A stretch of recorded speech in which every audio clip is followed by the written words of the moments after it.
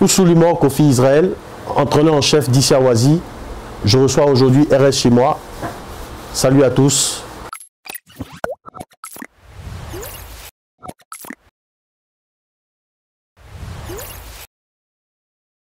Alors, Oussou Israël, que dis-je? Je suis né le 3 août 1985 à Port-Boué. Alors, Oussou Israël, il a eu une enfance normale, tranquille. J'ai perdu mes parents très jeunes. Donc, j'ai vécu dans un cadre familial avec ma grand-mère, mon arrière-grand-mère et mes tantes. Ensuite, j'ai eu la chance de fréquenter de très bonnes écoles. Et après mon bac C, j'ai eu la possibilité d'avoir un diplôme en informatique à l'Institut national polytechnique Houphouët-Boigny. Et puis, je pense qu'après, ma passion a pris le dessus. Je suis devenu d'abord formateur.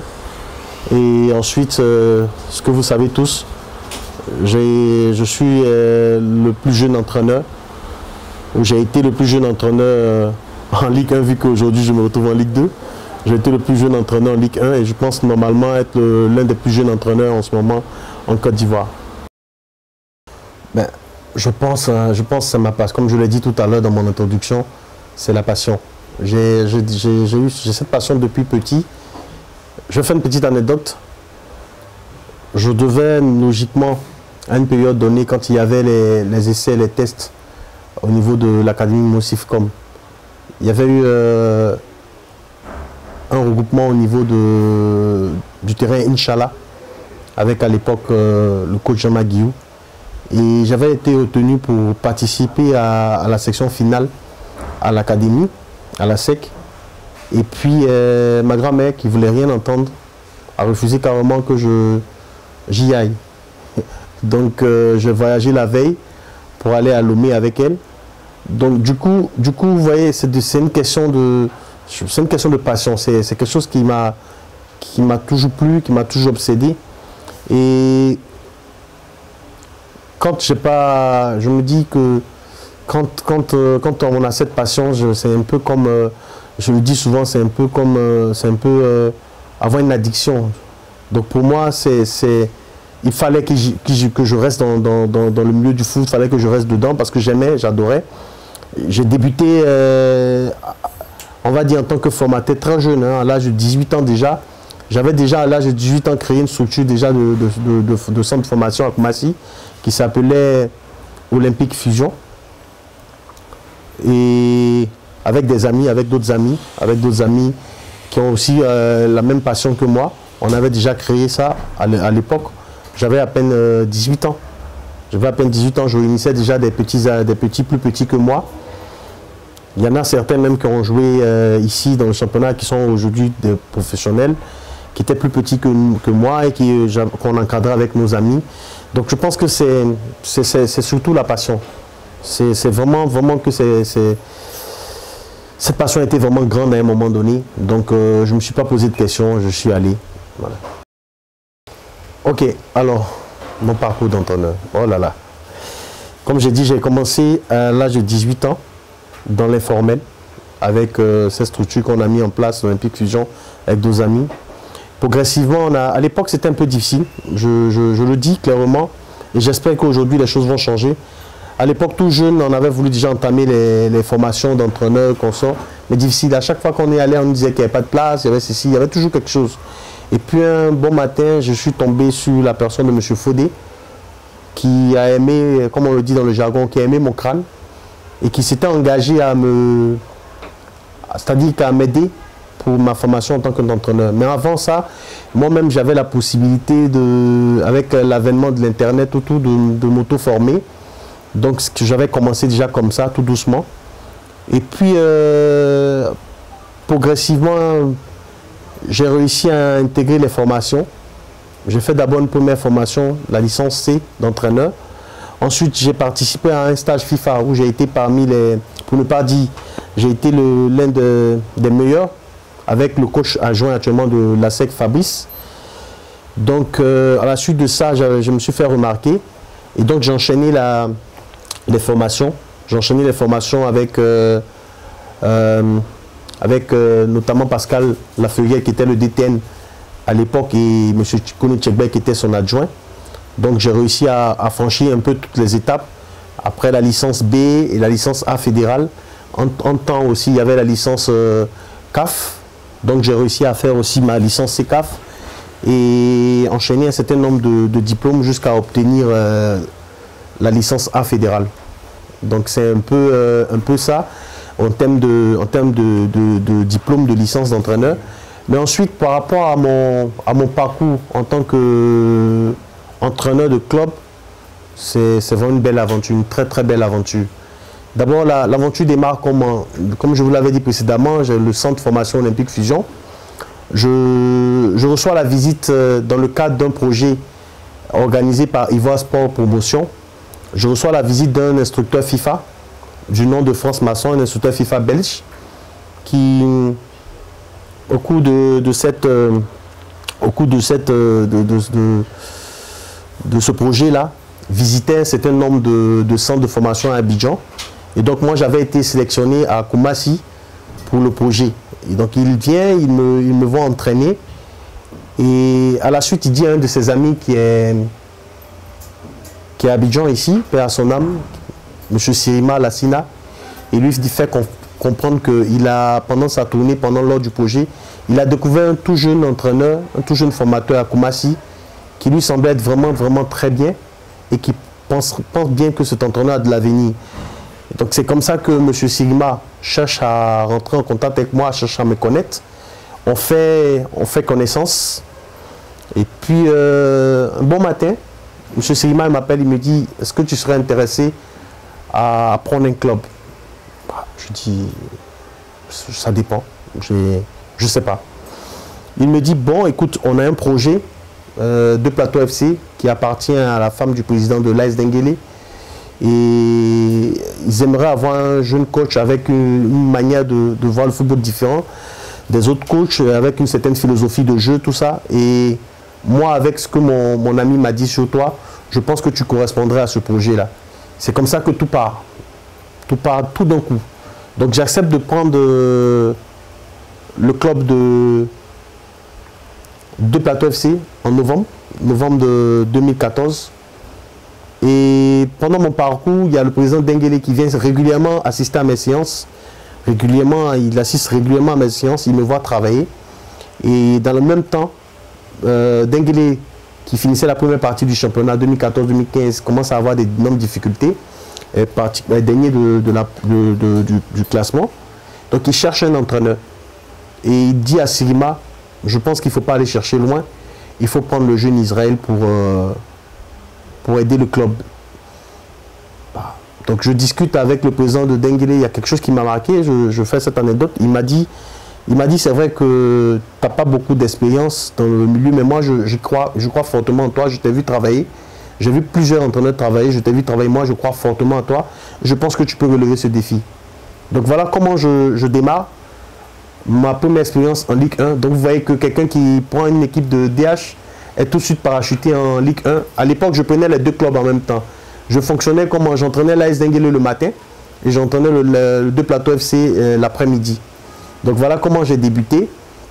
Et par la grâce de Dieu, j'ai réussi à maintenir l'AS Denguélé en Ligue 1. Et donc le président m'a dit qu'il faisait confiance. Et c'est comme ça que j'ai entamé une deuxième saison où je me suis révélé au monde du football ivoirien, où j'ai fait une très très belle saison avec l'AS Denguélé. Ensuite la troisième saison. Et après il y a eu des petits problèmes avec l'AS Denguélé et je suis parti en temps pour terminer la saison. Je suis parti avec Adjaké et puis bon voilà la suite. Adjaké, Sporting Club de Gagnoa, AS Standa et Bergerville et aujourd'hui ici à Oisy. Voilà. Sur le plan local, déjà j'ai des sensibilités sur des entraîneurs qui m'ont plu, notamment le coach Aïdara, quand il était entraîneur du Sporting Club de Gagnoa, le coach Maxime, Guamélé Maxime, et celui que j'appelle affectueusement mon père, Amani Yao César Lambert. Donc, particulièrement sur le plan local, c'est ces trois. Mais après, sur le plan international, mes sensibilités, Pep Guardiola, puisque mes joueurs même m'appellent le Pep Guardiola ivoirien. Pep Guardiola, et puis Arsène Wenger, qui pour moi a été mon premier inspirateur parce que j'ai toujours aimé sa philosophie, sa manière de faire jouer ses équipes. Et tout récemment, j'ai pu découvrir un monsieur qui aussi avait une philosophie qui est vraiment très bien, Jürgen Klopp. Donc voilà, ça fait parité. Sur le plan local, 3 entraîneurs, sur le plan international aussi, 3 entraîneurs. Pour moi, c'est vraiment dommage qu'on en soit arrivé là parce que je pense qu'il y avait la possibilité d'éviter ce comité de normalisation.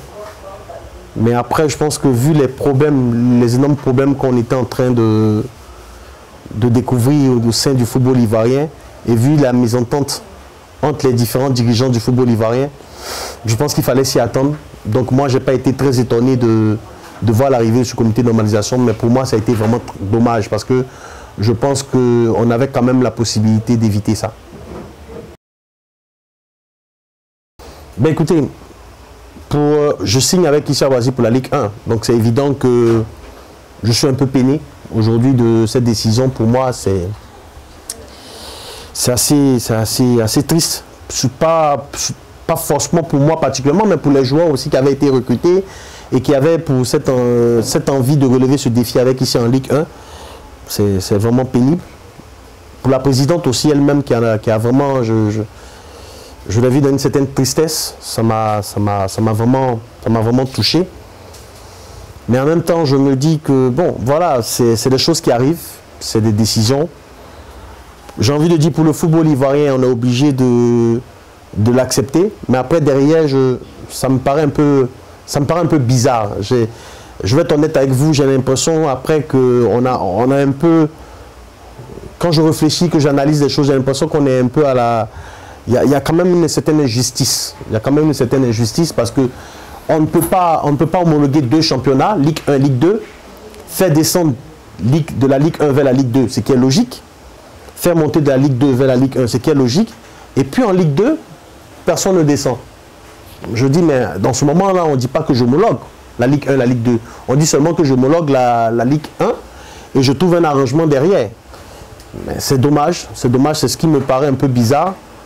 Et je pense qu'on aurait pu quand même aller sur les propositions qui ont été faites, de passer peut-être à 16 clubs, parce que logiquement, Issia, 6 journées avant la fin du championnat, aurait pu aussi se maintenir. Quand on regarde, on a des clubs comme Boaké FC qui étaient à 4 points d'Issia, hein, donc je me dis que tout était possible. Mais bon, c'est quelque chose qui est arrivé. On est obligé aujourd'hui j'ai envie de dire, de le prendre comme ça. Mais c'est vraiment dommage. Dommage pour cette ville d'Issia, dommage aussi pour l'équipe. Mais il y a toujours des possibilités de se battre. Et c'est même pour ça que je suis resté dans le club. Donc je pense qu'on va se battre pour que Issia remonte. Très bonne relation. Elle m'a un peu adopté comme son fils. Et aujourd'hui, je pense que, comme on le dit, hein, vous savez, c'est une dirigeante de club. Pour l'instant, on s'entend. Très bien, après, il va falloir que je fasse des résultats, sinon l'amour va très vite s'effriter. Donc j'en ai aussi conscience, mais pour l'instant, c'est une mère pour moi. Et elle m'a adopté comme son fils. Ben ouais, j'ai décidé de continuer l'aventure avec Issia. Parce que pour moi, je pense que j'ai besoin aussi de ça. J'ai besoin de challenge, j'ai besoin de défis. Donc ça m'intéresse de relever ce défi. Je me dis, ce sera peut-être très difficile parce qu'on n'a que 3 mois. Mais si j'arrive à relever ce défi, ça pourrait être encore un plus pour moi et pour mon CV. Donc j'ai envie d'aller relever ce défi-là. Et de nature, dans ma manière de fonctionner, je ne fuis pas mes responsabilités. Je me suis engagé avec le club 7 pour la Ligue 1. Aujourd'hui, c'est indépendant de la volonté du club. Le club part en Ligue 2. Je n'ai pas envie de me défiler. Donc je reste. Et je vais essayer de relever ce défi-là avec la présidente et les joueurs.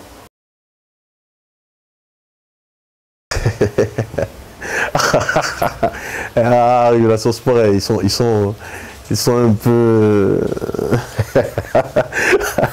Ok, d'accord. Ah là. Bon, écoutez, sous Israël, oui, il est marié. Il est marié, ça fait 8 ans de mariage, avec 2 enfants. Plat préféré. Du bon riz avec de la bonne sauce crème. Ça, c'est bien. Hommage à Gagnoa, hein, parce que c'est là-bas que j'ai mangé mes plus belles sauces crème. Ensuite, un bon chep. C'est bien aussi pour moi. C'est ces 2 plats-là. J'en raffole. Mon genre musical. Mon genre musical, il y en a 2.